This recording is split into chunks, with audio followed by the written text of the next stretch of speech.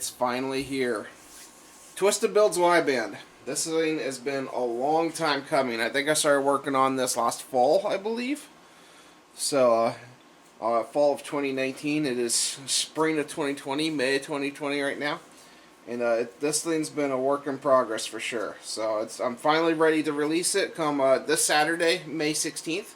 It might be on the website before then, but by the weekend, by Saturday or Sunday, it will be available for sale. So, Twisted Builds Wideband. You've seen some of these videos I've been posted on my YouTube channel of me developing this thing.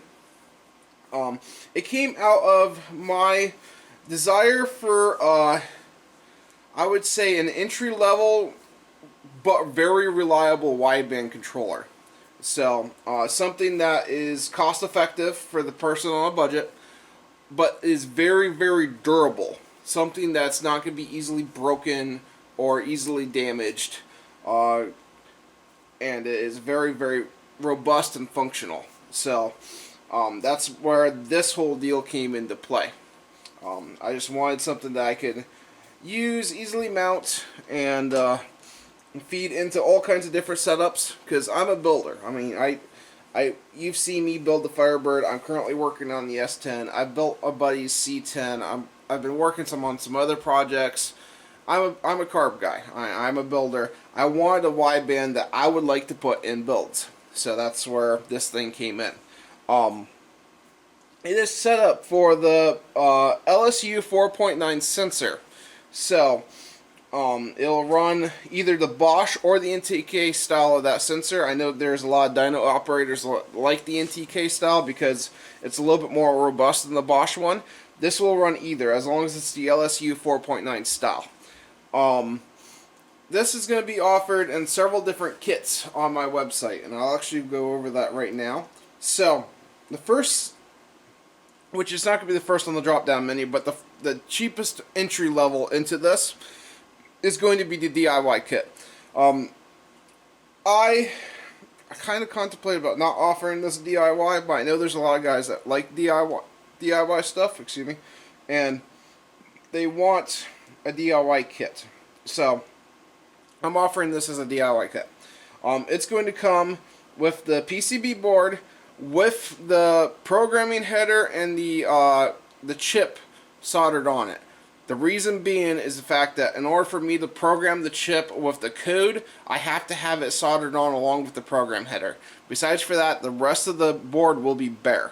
At that point, it's going to come with a bill of materials with every resistance value or capacitor value or whatever, diode number, and where it goes on the board.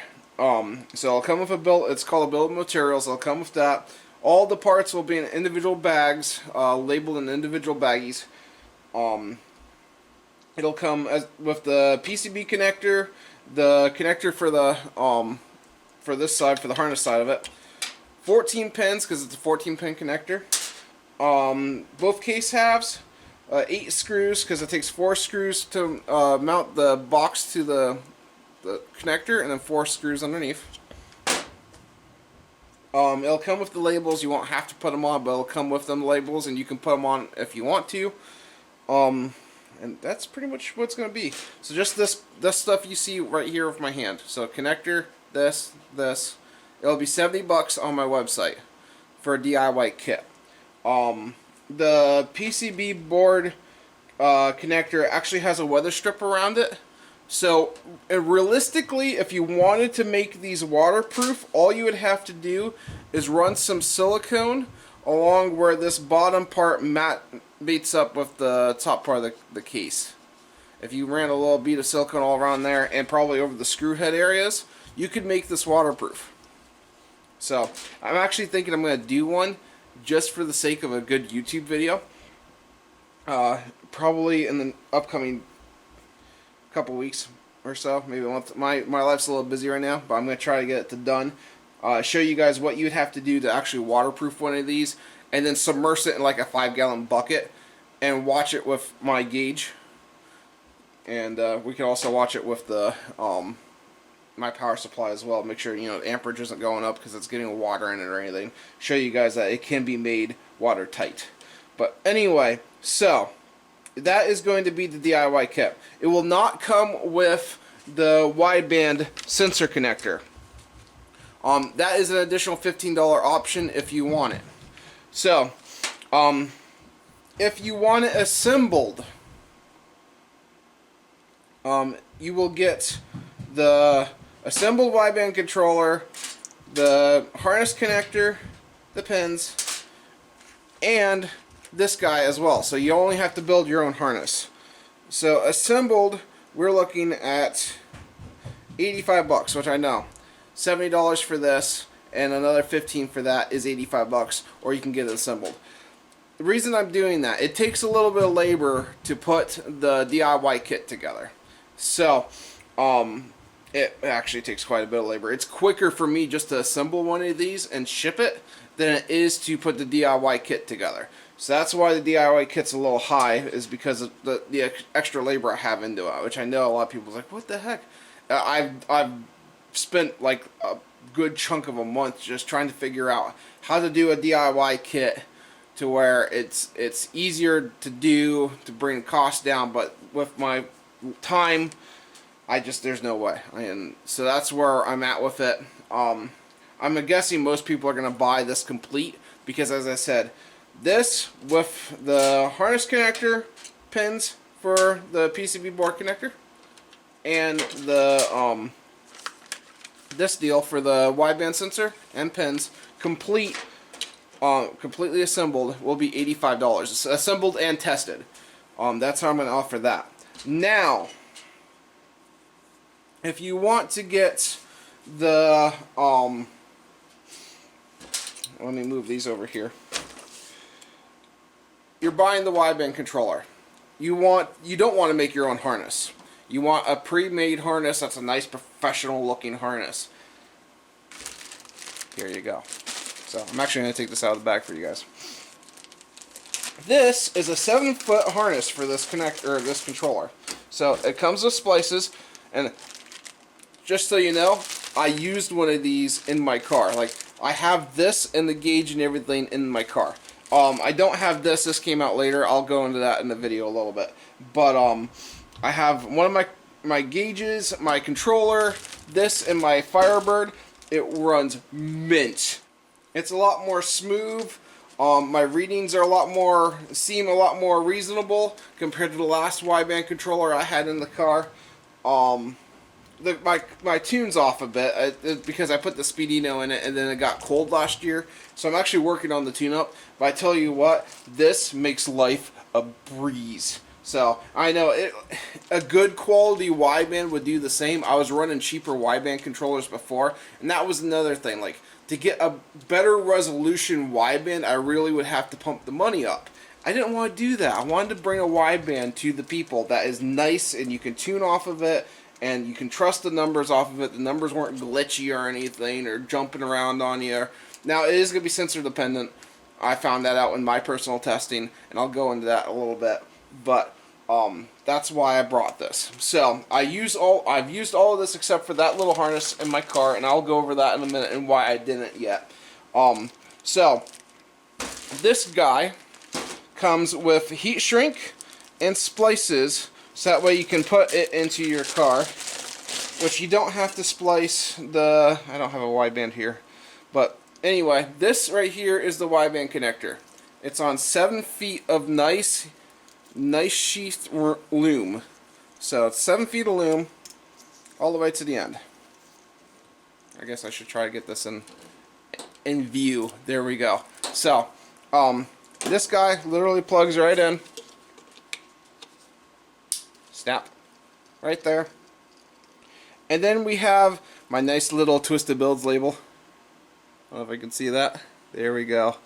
So that's the harness, and it's nice and big for these should get mounted in the car somewhere. I mounted mine up underneath my dash just because of heat could get to it for the box. The board and stuff's made with all automotive grade electronics, so if you put this under, like if you took it out of the box and put it underneath the hood, or you buy your DIY kit or whatever, put it in a metal box, it'd be fine underneath the hood.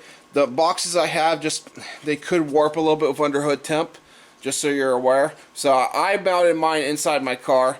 You can mount it underneath the hood if you find a good, like, cooler location for it. But again, I'm not going to guarantee the box isn't going to warp. Inside, it's fine. I've got mine in my Firebird. It's great. So anyhow, so harness comes with color-coded wire. So you got a red for power, and you actually got 3 blacks, and I'll go over that right now. So let me see, because they're all labeled. They have, can you see that? Focus, not going to focus. Well, this one says M ground for main ground.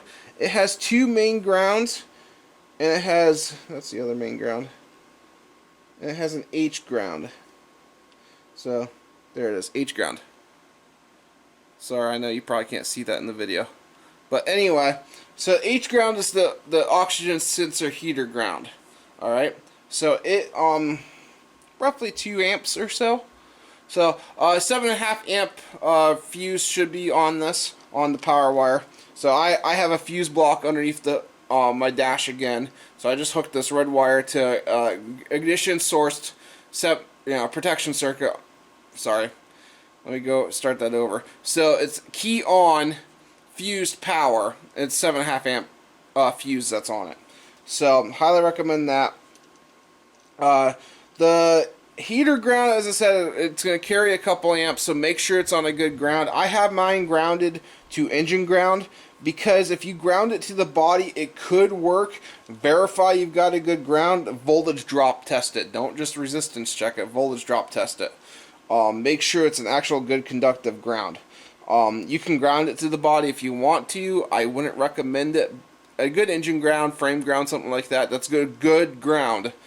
Ground the heater to. So main grounds. Why is there 2 of them? Well, here's the deal. So one is going to be like shared with the engine computer. So like the way I did it on my Firebird, I tied a main ground and a heater ground, these 2 wires together, actually with the splice kit that comes with it, and then I ran it to my engine computer ground, the Speedino ground. So that way all of these share a ground. So that way you don't have any kind of crazy wideband readings or anything, you know, because if you don't have good grounds between the engine computer and this, the bias voltage on ground could modify what you're seeing for a reading on this. So highly recommend a good engine ground, and ground it where your engine computer is at. So that's where I did those 2. The other main ground was sent to my gauge. You don't have to use it if you don't buy the gauge with this, but it is nice. So pink, there's 2 pink wires. Those are the 0 to 5 volt analog outs for the wideband. So again, 0 volts is 10 AFR, practically 5 volts is 20 AFR. And again, I have the Lambda readings that this puts out. It's going to be on my website. I just don't remember right off the top of my head. Narrowband outs are the yellow wires. So, and again, they're all labeled. You can kind of see the NB out. It's upside down. But I got 2 narrowband outs, 1 for each side. They're both the same signal. So it's actually like both pink wires are the same signal, and both yellow wires are the same signal. So it's going to feed the same exact signal to both banks. So the great thing about this is, like my Firebird again, one of these pink wires fed to my Speedino for a wideband input. The other one fed to that gauge. Oh yeah. So anyway, controller with this harness without the gauge. So it'd be the harness you see here. And actually I'm going to wrap it back up quick, so excuse me. But the harness you see there, the controller you see there, this harness, and the splice pack you see. So those and this guy. Let me get it back in the baggie.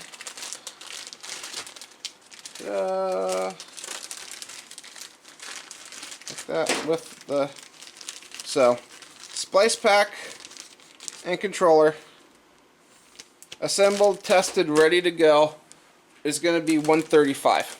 Alright, so that is the, again, controller assembled, tested here, ready to rock, and a harness that is nice, professional made, nice sheath loom, It's really, really nice. It's got nice heat shrink and everything on it as well. I don't know if I showed you that or not when I had it out.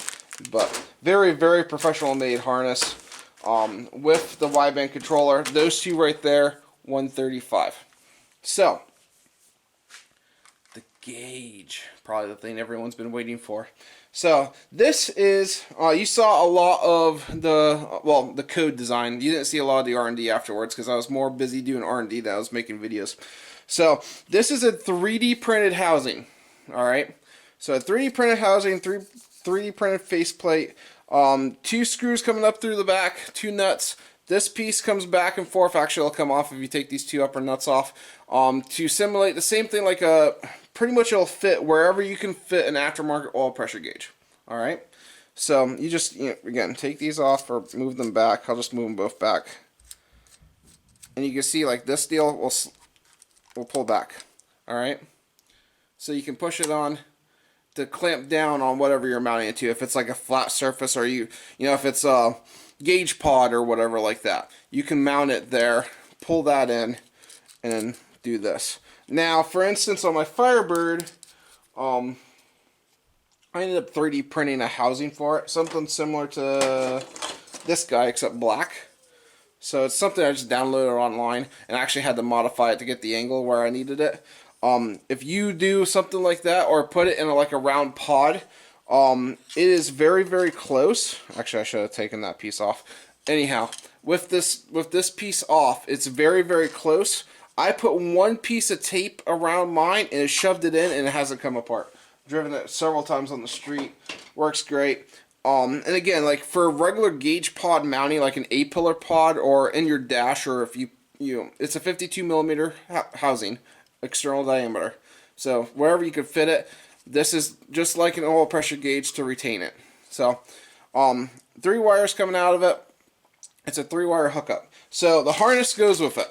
All right. So you get the gauge, the retainer piece, because you need it obviously, and the harness. So I'm actually going to dig out the harness. This is another, it's kind of a DIY deal, but this is 10 feet of wire, loomed up, wrapped up. But it's 10 feet of wire, it's 3 wires. So it's a nice Molex connector. So for those who know these connectors, yes, they only handle 3 amps. This thing is like peaks start up at 0.08 amps and has a running amperage of 0.03 amps. So it has nothing on it. But I made the wire a little bit thicker because I know it came up in a couple of my Facebook posts, or one of them mainly. I had a guy comment, "That's awfully thick wire." Well, whenever you're dealing with people who are DIY installing these, it's nicer. It's 18 gauge wire, so it's not that thick to begin with. And whenever you're installing these, it's nicer to work with a little bit thicker wire. A, you're not going to rip it if you pull on it. B, it's going to be harder to go through the insulation or anything. It's just going to be a little bit more robust. So that's why I did it that way. And again, nice Molex connector. Snaps right in place. You want to take it apart, just hit the pin, take it apart. So, and you snap it together and it's not going to come apart. Alright? Pull it apart just by hitting the little release button. And it comes apart. I'm actually going to power it up for you. So, but before I do that, it'll be the gauge, the harness, because you need the harness because it's that connector setup. You absolutely have to have the harness to run it. And it'll come with sheath and heat shrink and crimps. So this sheath is very nice. I've used it in the past. So you literally, like you can see how you just press it in. You do the same thing to get the wire started, and you just run it all the way through. So 10 foot of sheath, that'll come with it. You'll have to put it on. You can cut it down to size or whatever. The heat shrink has a couple of different sizes of heat shrink. So you can pretty much put this on, get it like close to this, close to the connector right here, and then you can do your heat shrink. Kind of the way the wideband controller harnesses are done. See how there's, I don't know if you can see through the bag, but see how there's a piece of heat shrink right there, and it's over top of the sheath, because the very end of the sheath can fray if you don't do that. So makes life nice and easy. But anyway, so that massively long piece of sheath, I know I went out of the frame, but that piece of sheath, 10 foot of wire, and the controller gauge is going to be, and the little splices to splice it in. to this guy is going to be an additional 50 bucks. So for everything right here, like if you want to get it all, it'll be 185, not including the sensor, which I know we're starting to get a little higher in price. But the deal with this is it's a nice OLED screen, and it's a very compact design. And I'll be honest with you guys, I'm doing the pricing as low as I possibly can. It's just there's not a lot of room to work with. So it is, as I said, with the harness and everything, it's a $50 gauge. Most gauges, when you buy a wideband gauge, don't come with the wiring or anything for it. And this is going to come with everything, a nice professional looking setup. I mean, again, it is a 3D printed housing, and that is the one kind of downfall. But it's a nice OLED screen. You can see it in any kind of daylight. You're not squinting at it or anything. You don't have to worry about a needle bouncing around or anything like that. You can see it. So I'm actually going to pause this real quick. I'm going to hook this up and show you guys this thing in action.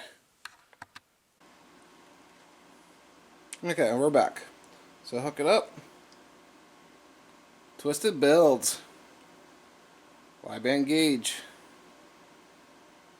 And I'll just read the 10. It'll bounce a little between 10 and 10.1 because the signal wire is not hooked up. So in the car it just stays at a flat 10. Now and then it'll bump up to 10.1, but for the most part it stays at a flat 10. But that's what it does. And I'll splice in a video quick of my Firebird running it currently.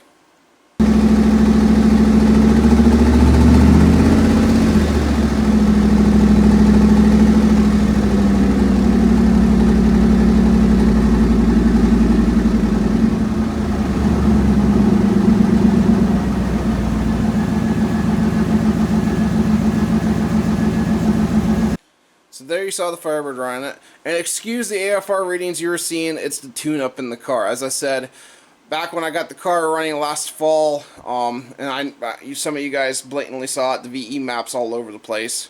So it's one of those things where, yes, a smoother VE map helps a lot, and I'm finding that out. I just haven't had time to tune it in. So excuse the AFR readings you're seeing. However, whenever I was started to tune it after I took that little blimp, it's very responsive. The thing works great. The numbers match between this and what I'm seeing in the computer, and it works perfectly. So it does, like, whenever you hook this up, it does change the scale a little bit on that. So like 20 AFR, if you're on the gas scale, is 4.87 instead of 4.97 volts. So you just have to change the scale a little bit on what your like if you hook it up to your ECU or whatever. But if you're like running this on a carburetor setup and you're not data logging this stays fine. You hook my wideband gauge up to my wideband, there's no calibration, no nothing, you just go. So, which is the nice thing also about the LSU 4.9 sensors, there's no free air calibration. You don't have to free air calibrate anything, you're just going. So anyway, back to the gauge. The gauge is going to be 50 bucks, as I said, in addition to the wideband controller. So if you buy the gauge individually, it will be 65 bucks. So it's kind of going to be a package deal type deal. If you buy the wideband controller with a gauge, you get a little bit of a discount because you're buying everything in one nice, awesome little package. So as I said, it'll be 185 for everything then. So that'll be controller, harness for the wideband gauge, and the wideband gauge itself with the mounting tab and everything like that. It'll be 185. So the one thing as you don't see here is a sensor. I hate to say it, but I've been trying for months to find a sensor supplier. I can't find one within reason because, again, I'm trying to bring these controllers to you guys with budget in mind. I understand, like, we're all dealing definitely with the latest things going on in the world right now. We're all dealing with a little bit of a money crunch, and even without that, if you don't take that into consideration, again, I'm always budget minded because I build everything on a budget. I'm not made of money, so everything's kind of built on a budget. So because of that, in order to buy the sensors and resell them and everything, it just doesn't make a lot of sense for the ones that I'm going to recommend.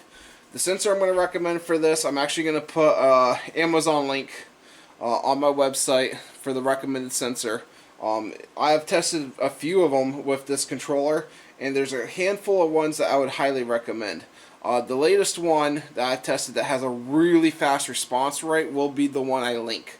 A lot of guys use the 17025 Bosch sensor, which is the Bosch LSU 4.9 that comes with like the mile long harness on it, or connector harness or whatever on the sensor itself. I have found from testing that that could be a little sluggish.